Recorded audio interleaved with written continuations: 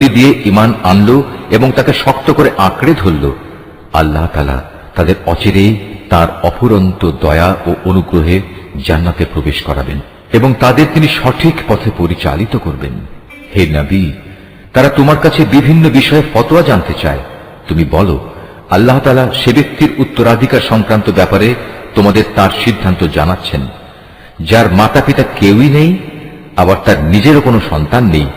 এ ধরনের কোনো ব্যক্তি যদি মারা যায় এবং সে ব্যক্তি যদি সন্তানহীন হয় এবং তার একটি বোন থাকে, তাহলে সে বোনটি সে মৃত ব্যক্তির পরিত্যক্ত সম্পত্তির অর্ধাংশের মালিক হবে।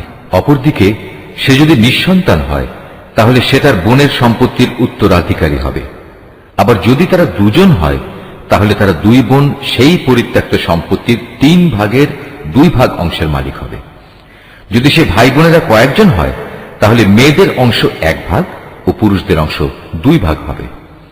আল্লাহ তাআলা উত্তরাধিকারের এই আইন কানুন অত্যন্ত সুস্পষ্টভাবে তোমাদের জন্য বলে দিয়েছেন, যাতে করে মানুষের উদ্ভাবিত বন্টন পদ্ধতিতে তোমরা বিভ্রান্ত হয়ে না পড়ো। আল্লাহ তাআলা সব কিছুর ব্যাপারেই সম্যক ওয়াকিবহাল। সূরা আল মায়েদা। রহমান রহিম আল্লাহ তাআলার নামে। হে ঈমানদার বান্দারা, তোমরা যারা ঈমান এনেছ, তোমরা ওয়াদাসমূহ পূরণ করো। মনে রেখো, তোমাদের জন্য 4 পা বিশিষ্ট পোষা জন্তু হালাল করা হয়েছে।